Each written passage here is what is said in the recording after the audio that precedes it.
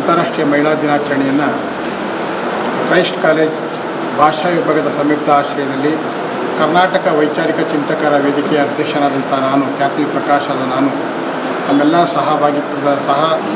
ಸಹಭಾಗಿತ್ವದಲ್ಲಿ ಒಂದು ಕಾರ್ಯಕ್ರಮವನ್ನು ಇಂದು ಕಾಲೇಜಿನ ಆಶ್ರಯದಲ್ಲಿ ನಡೆಸಲಾಗಿತ್ತು. ಇವತ್ತಿನ ದಿನ ಏನು ಅಂತಾರಾಷ್ಟ್ರೀಯ ಮಹಿಳಾ ದಿನಾಚರಣೆಯನ್ನು ನಾವು ಆಚರಿಸಬೇಕು ಅಂತ ವಿಶ್ವಸಂಸ್ಥೆ 1975 ಮಾರ್ಚ್ 8ರಂದು ಅಧಿಕೃತವಾಗಿ ಘೋಷಣೆ ಮಾಡಿದಂಥ ದಿನಾಂಕದಿಂದ ಈ ಒಂದು ದಿನವನ್ನು ಮಹಿಳೆಯರಿಗೋಸ್ಕರ ಒಂದು ಮೀಸಲಾದಂಥ ದಿನವನ್ನಾಗಿ ಆಚರಿಸಲ್ಪಡ್ತದೆ. ಹಾಗಾಗಿ ಇವತ್ತು ನಾವು ಈ ಒಂದು ಸಂಸ್ಥೆಯಲ್ಲಿ ಮಹಿಳಾ ದಿನಾಚರಣೆಯನ್ನು ಆಚರಿಸಿ ಮಹಿಳೆಯರ ಸಾಧನೆ ಮತ್ತು ಅವರಿರ್ತಕ್ಕಂಥ ಸಮಾಜಮುಖಿ ಕೆಲಸ ಕಾರ್ಯಗಳು ಮತ್ತು ಸಮಾಜದಲ್ಲಿ ಅವರು ಏನು ಸಾಧನೆ ಮಾಡಿರ್ತಕ್ಕಂಥ ಅನೇಕ ಮಹಿಳೆಯರಿದ್ದಾರೆ. ಪುರುಷರಿಗೆ ಸಮಾನವಾಗಿ ಇಂದು ಎಲ್ಲ ಮಹಿಳೆಯರು ಎಲ್ಲ ಕ್ಷೇತ್ರದಲ್ಲೂ ಕೂಡ ಸಾಧನೆಗೈದಿರ್ತಕ್ಕಂಥ ಉದಾಹರಣೆಗಳು ನಮ್ಮ ಕಣ್ಮುಂದಿದೆ. ಅದು ಸ್ವಾತಂತ್ರ್ಯ ಬಂದ ನಂತರವೂ ಕೂಡ ಅದಕ್ಕೂ ಪೂರ್ವದಲ್ಲೂ ಕೂಡ ಮಹಿಳೆಯರು ದೇಶ ಮತ್ತು ರಾಷ್ಟ್ರಕ್ಕೆ ಅಂತಾರಾಷ್ಟ್ರೀಯ ಮಟ್ಟದಲ್ಲಿ, ರಾಜ್ಯ ಮಟ್ಟದಲ್ಲಿ, ಜಿಲ್ಲಾ ಮಟ್ಟದಲ್ಲಿ ತಮ್ಮದೇ ಆದಂಥ ಛಾಪನ್ನು ರಾಜಕೀಯವಾಗಿ, ಸಾಂಸ್ಕೃತಿಕವಾಗಿ, ಸಾಮಾಜಿಕವಾಗಿ, ಆರ್ಥಿಕವಾಗಿ ನೀಡಿರ್ತಕ್ಕಂಥದ್ದನ್ನು ನಾವು ಕಾಣ್ತೇವೆ.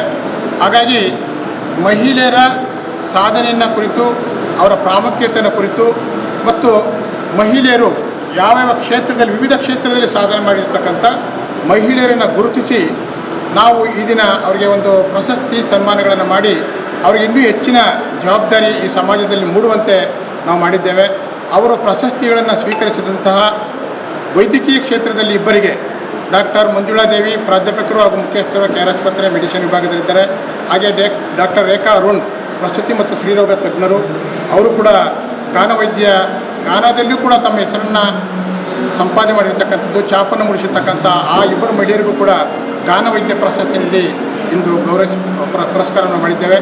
ಅದೇ ರೀತಿ ಗಾನಕೋಗಿಲೆ ಪ್ರಶಸ್ತಿಯನ್ನು ಅಶೋಕಪುರಂನ ಶ್ರೀಮತಿ ತೇಜಾವತಿ ಅವರಿಗೆ, ನೀತು ಉಮೇಶ್ರವರಿಗೆ, ಹಾಗೆ ಕುಮಾರಿ ಪಲ್ಲವಿ ಪಯ್ಯರವರಿಗೆ, ಜ್ಞಾನವೇಣಿಯವರಿಗೆ, ಹಾಗೆ ಉಷಾರವರಿಗೂ ಕೂಡ ಗಾನಕೋಗಿಲೆ ಪ್ರಶಸ್ತಿ ನೀಡಿ ಇವತ್ತು ಅವರಿಗೆ ಪ್ರಶಸ್ತಿಯನ್ನು ಕೊಟ್ಟು ಗೌರವಿಸಿದ್ದೇವೆ.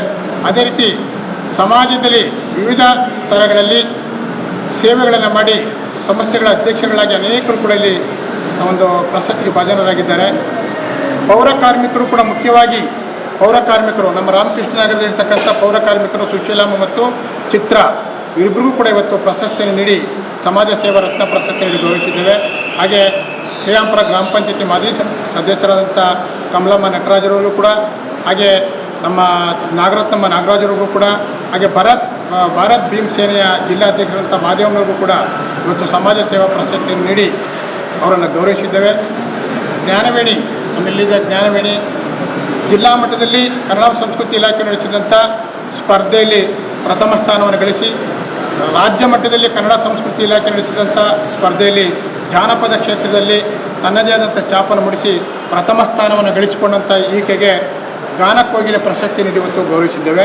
ಅಂದರೆ ನಮ್ಮ ವೇದಿಕೆ ಮತ್ತು ಪರಿಷತ್ತಿಂದ ಯುವ ಪ್ರತಿಭೆಗಳಿಗೆ ಮತ್ತು ಯಾರು ಸಮಾಜದಲ್ಲಿ ಸೇವೆಯನ್ನು ಮಾಡ್ತಾರೆ ಅಂತ ಗುರುತಿಸಿ ಆಟೋ ಚಾಲಕಿ, ಈ ಜಿಲ್ಲೆಯ ಪ್ರಪ್ರಥಮ ಆಟೋ ಚಾಲಕಿ ಅವರಿದ್ದಾರೆ, ಸೌಮ್ಯರು ಬಂದಿದ್ದಾರೆ. ಅವರು ಕೂಡ ಪ್ರಶಸ್ತಿಯನ್ನು ನೀಡಿ ನಾವು ಗೌರವಿಸಿದ್ದೇವೆ. ಅದು ಎಲ್ಲ ಕ್ಷೇತ್ರದ ಸಾಧಕರನ್ನು ಹುಡುಕಿ ನಾವು ಅವ್ರನ್ನ ಗೌರವಿಸಿ ಪ್ರಶಸ್ತಿಯನ್ನು ಕೊಡುವುದರ ಮೂಲಕ ಸಮಾಜದಲ್ಲಿ ಅವರ ಜವಾಬ್ದಾರಿಗಳನ್ನು ಇನ್ನೂ ಹೆಚ್ಚು ಮಾಡುವಂಥ ಕೆಲಸವನ್ನು ನಾವು ಮಾಡ್ತಾಯಿದ್ದೇವೆ. ಹಾಗಾಗಿ ಅವರೆಲ್ಲರಿಗೂ ಕೂಡ ಇವತ್ತು ನಾನು ಪ್ರಶಸ್ತಿ ಪುರಸ್ಕೃತರು ಎಲ್ಲರಿಗೂ ಕೂಡ ಮತ್ತೊಮ್ಮೆ ಅಭಿನಂದನೆ ಸಲ್ಲಿಸ್ತಾ, ನಮ್ಮ ಪ್ರಶಸ್ತಿಯನ್ನು ಸ್ವೀಕರಿಸಿದಂಥವರೆಲ್ಲರಿಗೂ ಮತ್ತೊಮ್ಮೆ ನಾವು ಗೌರವಪೂರ್ವಕವಾಗಿ ವಂದಿಸುತ್ತಾ ವಿಶ್ವ ಮಹಿಳಾ ದಿನಾಚರಣೆಯ ಶುಭಾಶಯಗಳನ್ನು ಮತ್ತೊಮ್ಮೆ ತಮ್ಮೆಲ್ಲರಿಗೂ ಕೂಡ ನಾನು ಹಾರೈಸುತ್ತಾ ಆಶಿಸುತ್ತೇನೆ.